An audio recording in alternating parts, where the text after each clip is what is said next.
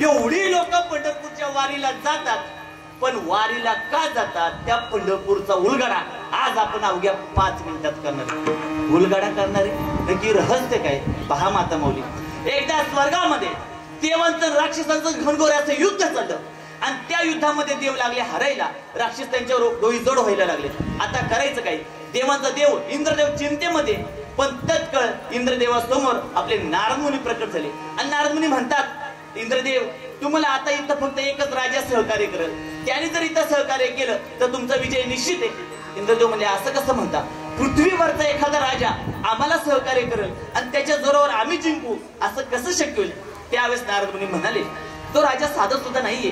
त्या राजाने आपल्या प्रजेला अगदी जीवाच्या अंतःकरणापासून सांभाळलेले, लेकराप्रमाणे त्यांची सेवा केलेली, त्यामुळे त्याचं काय दृढ झालंय? आत्मबळ दृढ झालंय. आत्मबळ आपण बऱ्याच वेळा ऐकलं असेल, राजा दशरथ पण स्वर्गामध्ये जाऊन देवतांना सहाय्य करायचे. आत्मबळ ज्यावेळेस दृढ होतं त्यावेळेस इहलोकातच नाही तुमची परलोकातही ख्याती वाढते. मग इंद्रदेव तत्काळ त्या राजाच्या शयन कक्षामध्ये पृथ्वीवर येतात, त्यांना विनंती करतात, आम्ही देवांचे देव इंद्रदेव आहोत आणि आम्हाला तुमच्या सहकार्याची आतोनात आवश्यकता आहे. तो राजा म्हणाला, मी माझ्या प्रजेची एवढी सेवा केली म्हणून देवांची सेवा करण्याचं भाग्य लाभते. तत्काळ तो राजा इंद्रदेवासोबत कुठे गेला?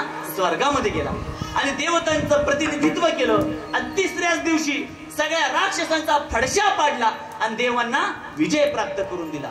अवघ्या स्वर्गामध्ये त्या राजाचा नाव घोषाचा जय घोष चालू झाला, राजाचा जय जयकार चालू आहे. आणि नंतर इंद्रदेव म्हणाले, तुमच्यामुळे देवांना विजय प्राप्त झाला, आता तुम्ही काहीतरी मागा. तो राजा म्हणला, मला काहीच नका देऊ, तुमची सेवा करण्याचं भाग्य लाभलं, मला काहीच नका देऊ. इंद्रदेव म्हणले, तसं नाही, काहीतरी मागा. मग तो राजा म्हणला, हे तर एवढंच द्या, आता मला परत माझ्या घरी नेऊन सोडा. माझी पोरं, माझ्या सुना, माझी प्रजा सगळी वाट बघत असते.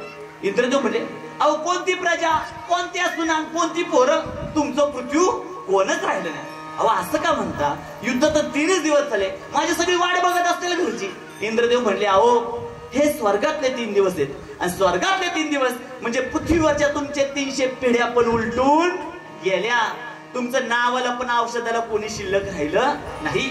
राजा उदास झाला, छिन्न झाला. इंद्रदेव म्हणले, काहीतरी मागा. म्हटलं, मला काहीच नको. इंद्रदेव म्हणले, काहीतरी मागा नाही तर देवांचा अपमान होईल. राजा म्हणला, आता युद्ध करून मी फार थकलोय, मला शांत झोपायचंय, मला दुसरं काहीच नका देऊ.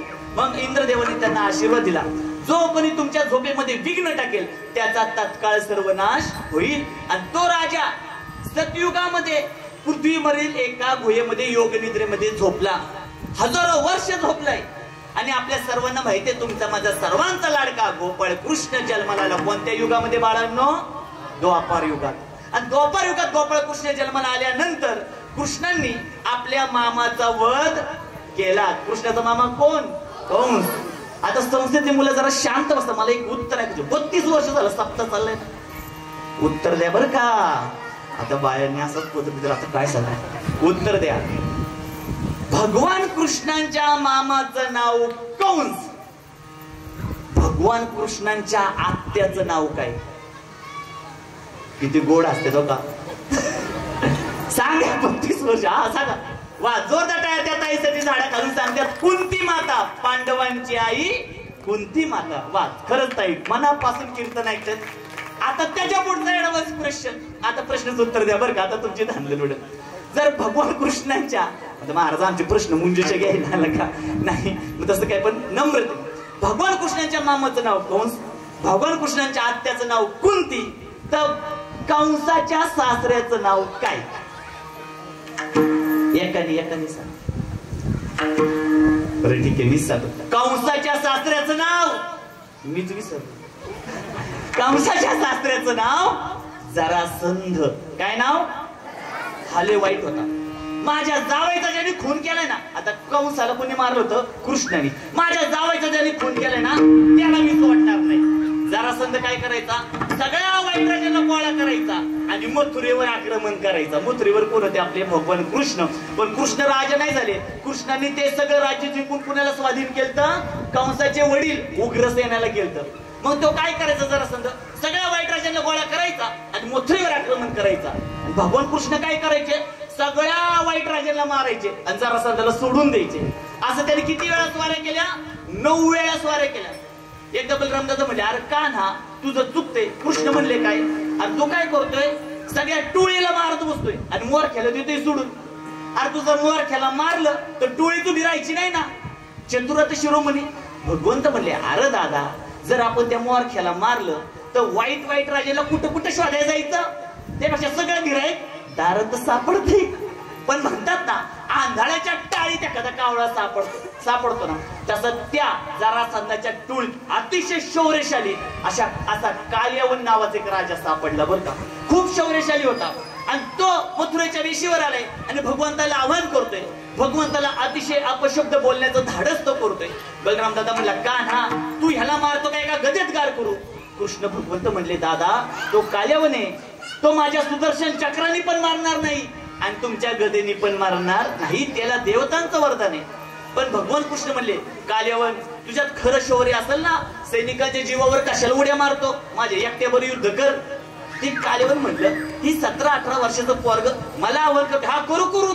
कृष्ण म्हणले, ही तू पुढं चल किती इकडं. मग कृष्ण पुढं, कालियावन मागं. कृष्ण चल की जरा डोंगर. बरं कृष्ण पुढं, कालियावन मागं. कालियावन त्यावेळेस होतं, एक कृष्ण आहे पळपुट्या, देवाला नाव पडलं रणछोड, रण सोडून पळणारा. पण भगवंत कुठे गेले अखेरीस? त्या गुहेमध्ये, जिथं हा राजा योग निद्रेमध्ये सतयुगापासून झोपला होता. आणि भगवंत गुहेत गेले आणि त्यानंतर तो म्हणला, असल्या गुहेत जाऊन कितीतरी वाघांना फाडले आणि मग तो कालियावन पण गुहेत शिरला.